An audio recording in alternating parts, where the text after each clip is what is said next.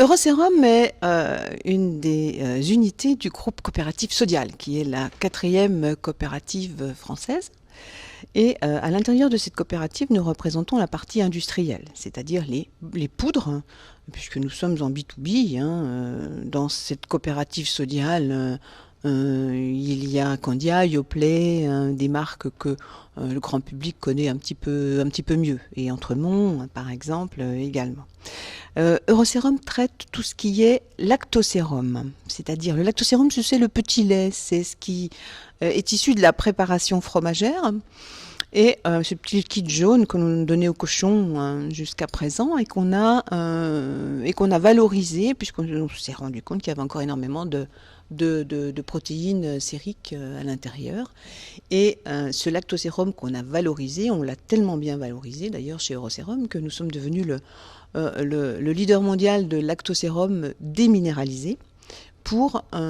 Et qui rentre, pour les poudres infantiles, qui rentrent dans la composition des laits infantiles. Eurosérum, c'est 300 000 tonnes de poudre par an, fabrication. C'est 31% d'export sur l'Asie en termes de chiffre d'affaires, et c'est également 50 à 60% de la production qui part à l'export. 628 collaborateurs à ce jour, avec 12 usines. Et nous gérons, nous, en tant que douane, puisque la douane est internalisée, nous gérons 15 sites donc, en PDU, depuis le site de Port-sur-Saône, qui est donc en Franche-Comté le siège social de la société. Le statut d'exportateur agréé, nous l'avons demandé en 2002, nous l'avons d'ailleurs obtenu très facilement. La règle d'origine au niveau du sérum est assez simple, puisque on utilise le chapitre 04, grosso modo, qui est donc produit de la laiterie.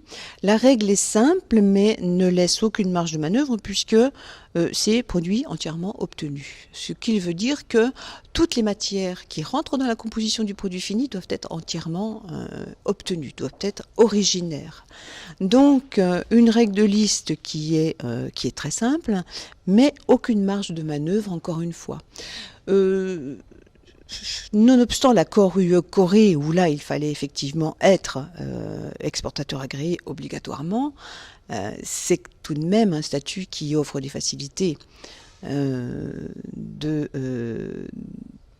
d'utilisation, on évite les pertes de papier, on évite de faire des UR1 qui sont maintenant un document complètement obsolète. Je dis souvent en riant que je ne suis pas sûre de savoir encore remplir un UR1. Et puis, à chaque accord, le statut est remis à jour, en fait, et avec l'aide de notre bureau de douane, nous remettons à jour et nous complétons, en fait, par avenant, ce statut pour intégrer le nouveau pays, donc, du nouvel accord. Voilà, donc pour nous, c'est une très très grande facilité. On a bien sécurisé au niveau du service client, puisque ce sont les assistants de clients qui vont émettre ces factures sur lesquelles vous aurez des déclarations d'origine sur facture. Mais en leur expliquant bien que, puisque les DOF peuvent être très différentes suivant les accords, enfin très différentes en tout cas suffisamment pour, si vous ne mettez pas la bonne formule, que votre déclaration ne soit plus valable dans le pays d'arrivée. Alors l'accord de libre-échange avec la Corée, c'est le premier accord où on est quasiment obligé d'être exportateur agréé.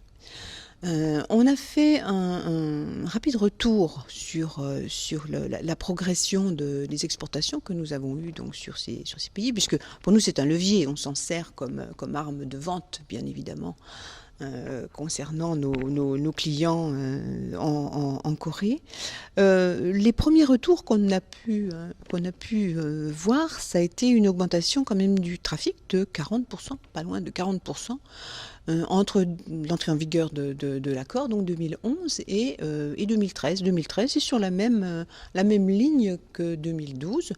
Donc, on fonde de grands espoirs sur les nouveaux accords, puisque nous commerçons également avec le Pérou et quelques pays d'Amérique centrale. Donc, sur la mise en place de ces nouveaux accords, on espère que le résultat sera à la hauteur de la Corée. La société Roserum, comme je l'ai dit tout à l'heure, possède une procédure de douane domicile avec domiciliation unique. Ce qui fait que nous gérons 15 sites qui sont répartis dans toute la France et nous sommes en relation avec 11 bureaux de douane différents. Voilà. Ce qui fait qu'on essaie d'harmoniser les choses, mais ça c'est assez simple puisque nous avons un bureau de domiciliation qui est le bureau de Besançon. Donc les autres bureaux de douane étant bureaux de rattachement et suivant bien sûr les instructions du bureau de domiciliation. Nous avons un très bon rapport avec la douane. En règle générale, il n'y a pas de problème particulier. Je pense que on est crédible, donc on peut discuter d'égal à égal, ça se passe bien. Et puis nous avons un pôle d'action économique qui est très compétent. On fait partie aussi de pas mal d'associations où on rencontre effectivement aussi les douaniers. Vous avez l'ANIA, puisque nous sommes partie de l'Association nationale des industries alimentaires. L'Audace également, où il y a beaucoup d'interventions de la Direction générale des douanes. Et puis on note avec beaucoup de satisfaction l'évolution de la douane depuis 20 ans. Je veux dire, c'est plus, on n'est plus du tout aux déclarations qui étaient au clou, n'est-ce pas, qu'on a connues, moi que j'ai connues, puisque ça fait quand même maintenant 25 ans, 25 et plus de 25 ans que je côtoie la douane, et on a pu effectivement voir cette évolution qui est très nette et très intéressante. C'est effectivement, maintenant on peut parler de partenariat.